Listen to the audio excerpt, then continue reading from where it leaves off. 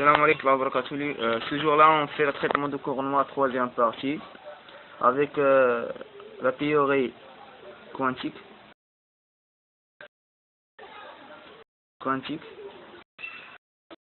avec Planck. Planck remarque la catastrophe selon les travaux de Rayond-Jones. Trouve que la courbe théorique de la forme suivante, qui est donnée une partie UV et une partie infrarouge.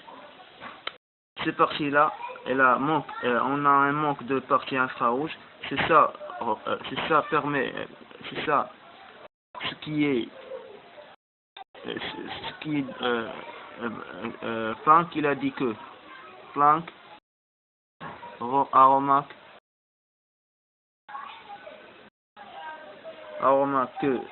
un manque de la partie infrarouge,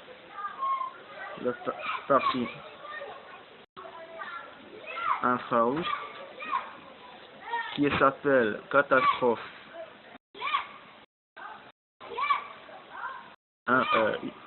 ultraviolette. Elle a proposé pour corriger cette faute, elle a proposé un postulat basé sur les travaux de Bohr, que l'énergie est quantifiée. La quantification d'énergie quantifiée. Quantifiée.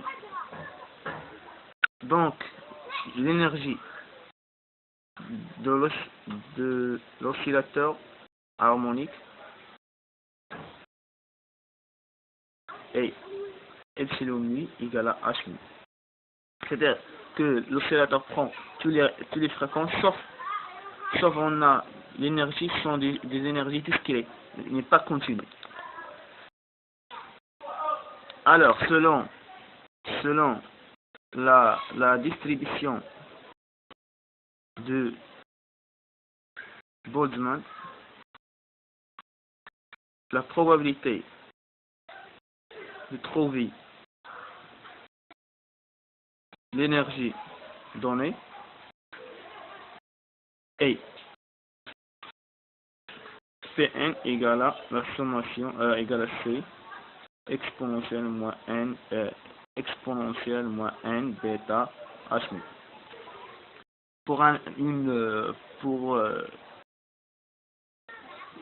Donc la fonction de répartition z égale à la sommation de 1 de exponentielle moins bêta n h nu.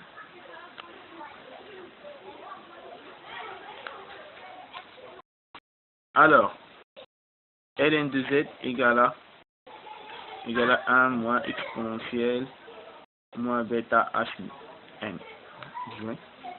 Donc l'énergie moyenne d'un oscillateur égale à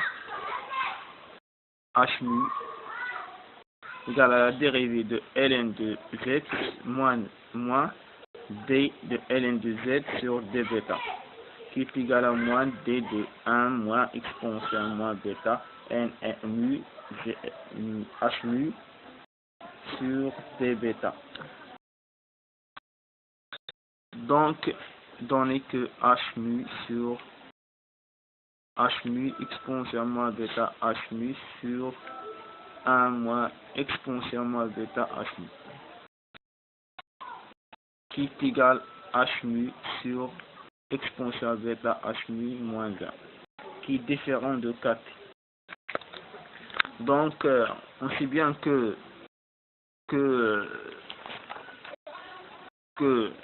sur nos travaux de Rayond-Jones, on a quoi? On a ρ de mu t égale à quoi?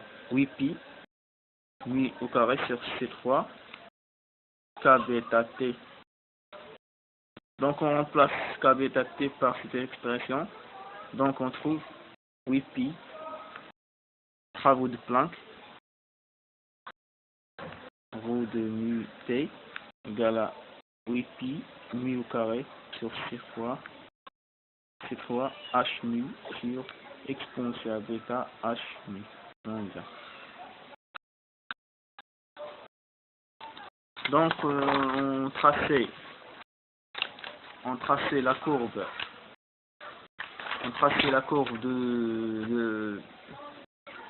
De cette distribution. Donc quand k bêta t supérieur à h mu, c'est-à-dire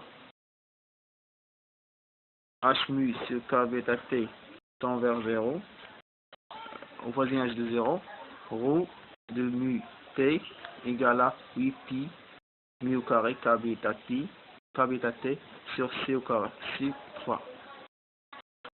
Donc on trouve la loi de Rayleigh-Jones.